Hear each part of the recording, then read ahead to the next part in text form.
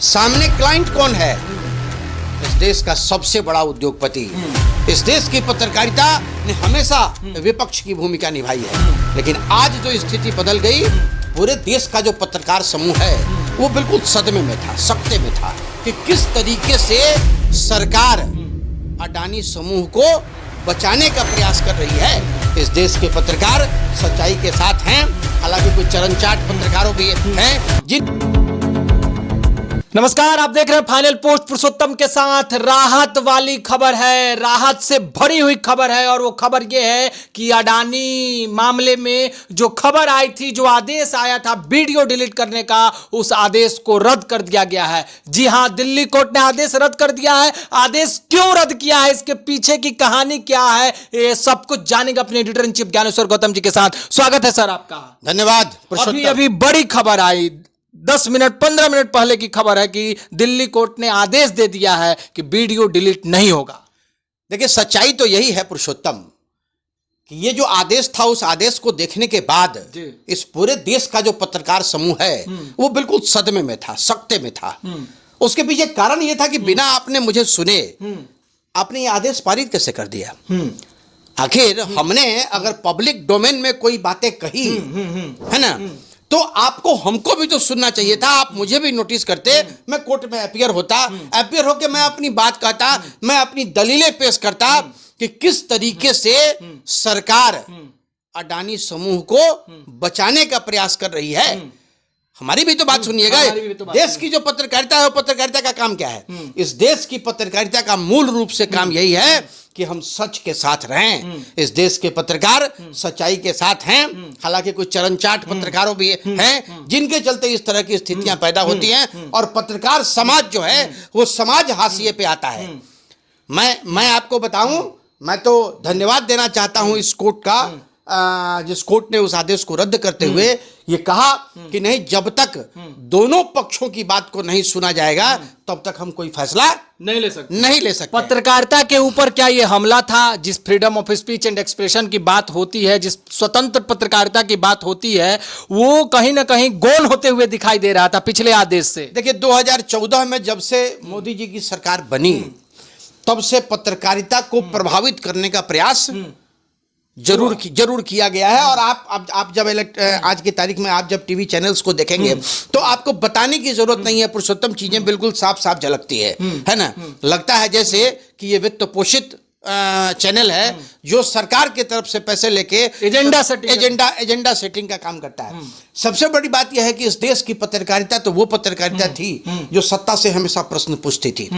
इस देश की पत्रकारिता ने हमेशा विपक्ष की भूमिका निभाई है, लेकिन आज जो स्थिति बदल गई, आज की जो स्थिति बदली है, उस बदलते दौर में परिणाम आपके सामने आ रहा है कि आप अगर कंटेंट भी डालते हैं तो अपने रसूख का प्रभाव का प्रयोग करते हुए, अपने धन का प्रयोग करते हुए आप जजमेंट को भी हैम्पर कर देते हैं।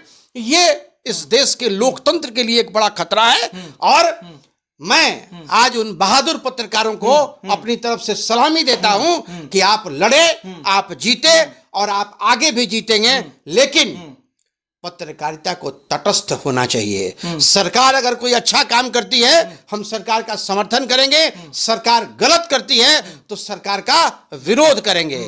चरणचाट पत्रकारिता नहीं होनी चाहिए। ये दुर्भाग्यपूर्ण है। वरिष्ठ पत्रकार परंजॉय गुहा ठाकुरता ने जो याचिका डाली, और उन्होंने कहा कि ये जो कंटेंट है ये 2024 से पब्लिश है, तो ऐसे में ये किस तरीके से कहा जा सकता है कि ये मनहानिपूर्ण है? ये कंटेंट जो है साफ तौर पे अडानी के खिलाफ है, सरकार के खिलाफ है, और झूठा कंटेंट है, हमें नहीं सुना गया। पूरा प्रोसीजिंग में यही हुआ कि पत्रकारों की बातों को नहीं सुना गया। लेकिन अभी जो आदेश आया, जिन जजों ने, जिस बेंच ने इस चीज को सामने लाया कि ये चीजें जो है, जो पिछला आदेश है उसको रद्द करने का फैसला रखा गया, इसके बारे में आप क्या कहेंगे? मौजूदा जो वर्तमान में जज हैं, जो न्यायपालिका है, जो न्याय व्यवस्था है, इस तरह के लोग भी लोकतंत्र को मजबूत ही तो कर रहे हैं।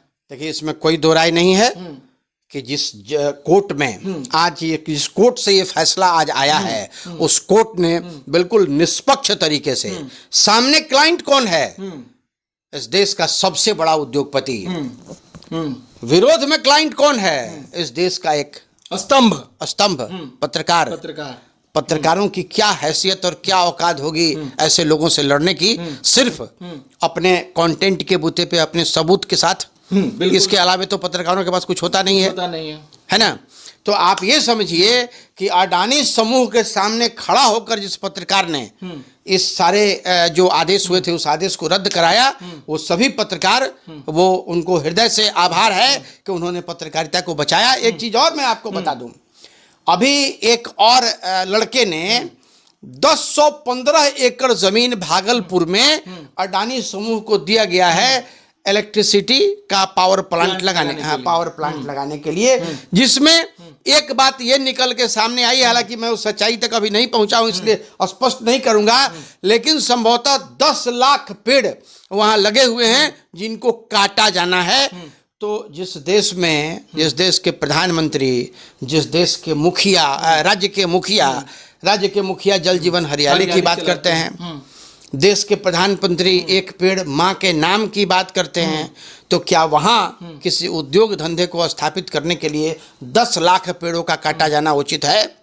मतलब माँ के नाम पर बलिदान दे देना, माँ के नाम पे बलिदान। हाँ देखिए, क्या है ना कि शब्द में अगर पिरोने की कोशिश करें तो इसके कई उपनाम निकल जाएंगे, लेकिन जिस देश में, जिस राज्य में एयर क्वालिटी इंडेक्स धीरे धीरे खराब क्या अति खराब होता जा रहा है ना, वहाँ इस तरह की स्थितियां नहीं पैदा होनी चाहिए और सरकार को भी वैसी जमीन मुहैया करानी चाहिए जहाँ पेड़ नहीं हो। ऐसे जमीनों को भी कोई कमी नहीं है, तो सरकार अगर 10 लाख पेड़ वहाँ कटवाती है तो उसके एवज में कम से कम 20 लाख पेड़ लगने भी चाहिए, और ये जिम्मेवारी भी उसी समूह को दिया जाना चाहिए जिसको हम जमीन 1 रुपए पर दे रहे हैं, मुफ्त में दे रहे हैं, 1 रुपए मुफ्त में दे रहे हैं। मुफ्त में। चलिए, बहुत बहुत धन्यवाद। तो आज राहत की खबर थी, खुशी की खबर है, पत्रकारिता जगत के लिए पत्रकारों को राहत मिली है और चौथे स्तंभ को राहत मिली है, और यह साफ तौर पर सामने आया है कि जो ये कम्युनिटी है, जो ये कौम है, पत्रकारों का जो ये समूह है, जो freedom of speech and expression की बात करता है, वो कमजोर नहीं है।